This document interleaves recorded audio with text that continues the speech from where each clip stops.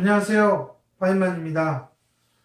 오늘 제가 강의할 내용은 제가 논문 하나를 우연히 책을 보면서 알게 돼가지고요.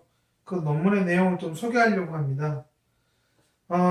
이 논문은 혹시 아실지 모르겠지만 이 성장 마인드셋하고 고정 마인드셋이라고 하는 이 이론을 가지고 학습자의 잠재적인 능력을 어떻게 향상시켜야 되느냐라고 했을 때 이 성장 마인드셋을 어렸을 때부터 갖춘 아이들이 학습 능력이 훨씬 더 뛰어난다라는 거죠. 이러한 것들을 이제 미국에서는 많이 실제적인 그런 코칭이나 이런 분야에서 많이 사용하고 있는데요. 이 성장 마인드셋하고 고정 마인드셋을 구분하고 정립한 이제 박사가 있죠. 바로 그분이 이제 캐롤 드웨이라고 하는 교수님입니다. 이분은 현재 스탠포드 대학의 교수로 재직을 하고 있네요. 저도 뭐 이와 관련된 이분이 쓴 책이 한국에 번역되어 있어서 제가 많이 부모님들에게 추천을 하고 이 중재와 이 성장 마인드셋하고 상당히 밀접한 관련이 있다라고 제가 많이 이제 주장을 하고 있습니다. 이 캐롤 드웨이 교수가 한 연구 중에 아주 재밌는 연구가 하나 있어요.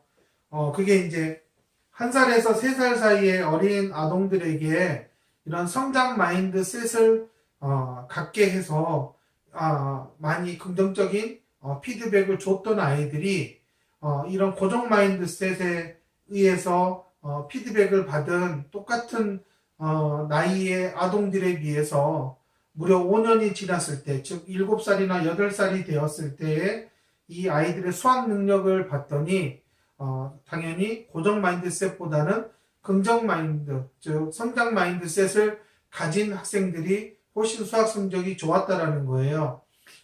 저는 이 내용을 물론 당연하게 받아들이고 있고요. 그렇다면 이 1세부터 3세 사이에 과연 이 아이들이 이런 성장 마인드셋을 갖출 수 있었을까에 대해서 한번 좀 이렇게 의문을 많이 가지실 것 같아요.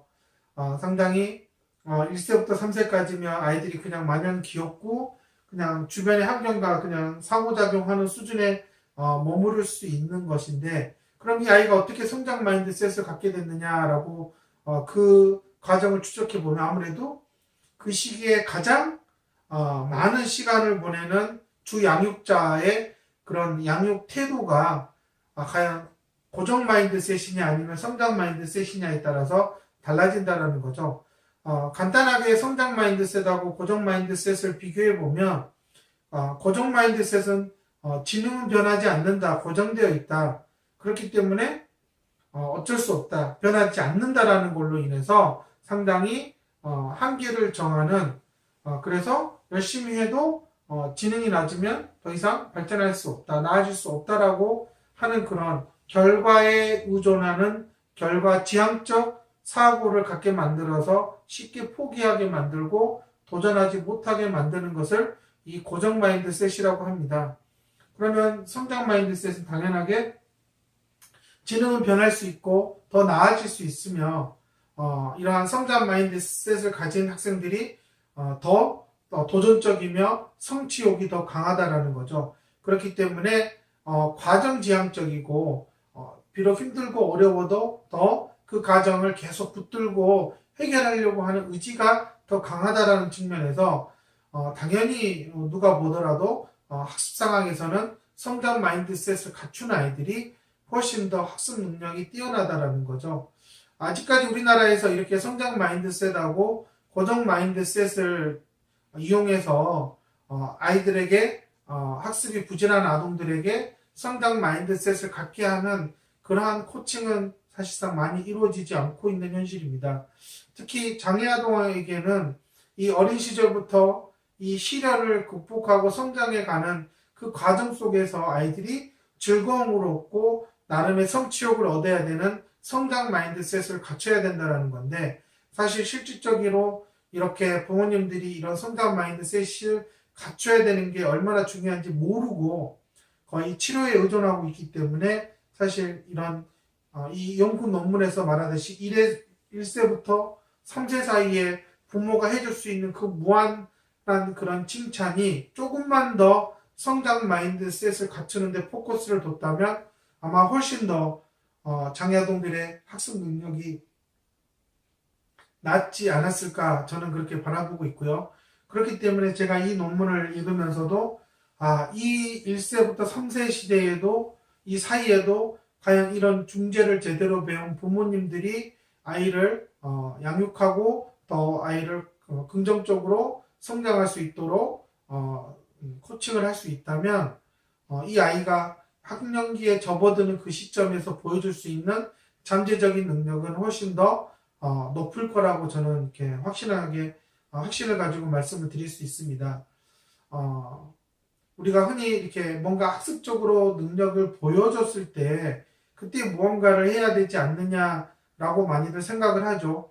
하지만 지금 이 캐럴 드웨이의 논문만 보더라도 학습적인 능력을 갖추기에는 아직 많이 부족한 그 연령대에도 이 아이가 자연을 관찰하고 자기의 주변 상황과 상호작용하는 그 과정 속에서도 이 아이가 학습에 필요로 하는 그런 성장 마인드셋을 갖출 수 있는 기반을 다질 수 있다는 것이 정말 부모님들이 이것을 잘 명심해서 깨닫고 만약에 지금 1세부터 3세 사이에 장애아동을 키우는 부모님들이 있다면 이 성장 마인드셋과 고정 마인드셋을 좀 더 깊이 있게 공부해 보는 게 저는 더 나을 것 같다는 생각이 듭니다. 치료에 필요한 부분도 물론 치료센터에 가서 해야 될 부분이지만 가장 많은 시간을 집에서 보내는 주 양육자와의 관계 속에서 이 아이는 성장 마인드셋이 더 강화될 거라고 저는 말씀드릴 수 있고요. 그런 측면에서 부모님들이 이런 성장 마인드셋을 갖게 해주는 그런 부모님의 말과 행동을 좀 더 세분화시켜서 정리가 돼서 아이에게 지속적으로 동기를 유발할 수 있도록 해주시는 게 가장 현명한 방법이 아닐까 저는 그렇게 생각을 합니다.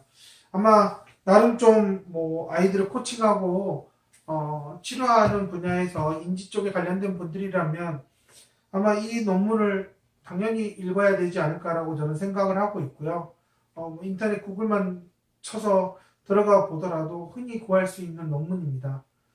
그렇기 때문에 저는 이 논문을 보면서 단순히 어떤 수학에 관한 부분이 아니라 아마 많은 영역으로도 이 1세부터 3세 사이에 해줬던 그런 성장 마인드를 갖게 해주는 부모의 중재가 결국은 향후에 아이가 겪어야 될 또 헤쳐나가야 될 그러한 여러 가지 학습 과정들을 좀 더 의연하게 대처하면서 극복해 나갈 수 있지 않을까라고 저는 예상을 해봅니다. 성장 마인드셋을 갖는다는 거, 지능은 고정적이지 않고 항상 변할 수 있다라는 거, 더 나아질 수 있다라는 거. 하지만 그것을 낫게 하는 것도 나아지게 하는 것도 학생 스스로가 아동 스스로가 내가 할 수 있다라는 것을 항상 믿고 또 도전하려고 하는 의지를 갖추게 해야 된다라는 겁니다. 이런 측면에서 이 동영상을 보고 있는 부모님들은 이 성장 마인드셋과 고정 마인드셋에 관한 책을 꼭 구입을 해서 읽어보시는 게 저는 좋다고 생각합니다. 이렇게 1세, 3세에 직접적인 그러한 교육을 하지 않았음에도 불구하고 삶의 과정 속에서 부모가 해주는 긍정적인 피드백과 과정에 대한 칭찬, 비록 실패했지만 그 과정에 최선을 다한 아이를 격려해주는 부모의 말이 향후 몇 년이 지났을 때 그 효과가 크게 나타난다는 것을 치료사나 부모님들은 좀 심도 있게 고민해 봐야 될 내용인 것 같습니다. 저도 이렇게 중재를 하면서 점점점 이렇게 연령이 낮았을 때 돌 이후에 과연 이 아이들에게 어떤 중재 환경이 필요한가에 대해서 점점점 저도 고민을 하고 있고요. 그렇기 때문에 저도 2세, 4세에 맞는 어떤 그런 새로운 중재 방법을 찾으려고 고민을 하고 있었는데 이 논문을 접하면서 제가 이게 굳이 무언가를 많이 해주는 게 아니라 이 아이를 어떻게 바라보느냐가 상당히 중요하다는 것을 다시금 제가 깨닫게 되었습니다. 장애아동을 키우는 부모님이든 아니면 학습에 흥미가 없거나 이렇게 해도 노력 결과만큼 나오지 않는 아이들을 보면서 안타까운 마음을 가진 부모님들은 무언가를 해주려고 하는 그것보다는 먼저 내가 이 아이에게 과연 고정 마인드셋을 심어줬는지 아니면 성장 마인드셋을 심어줬는지에 대해서 좀 더 고민해보고 반성해보는 시간을 가졌으면 합니다.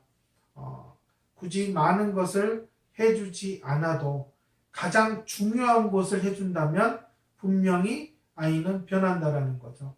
지금 내가 해줄 수 있는 것을 생각하는 게 아니라 아이가 지금 무엇을 할 수 있는지를 생각해 보는 그런 시간을 가져보시기 바랍니다. 감사합니다.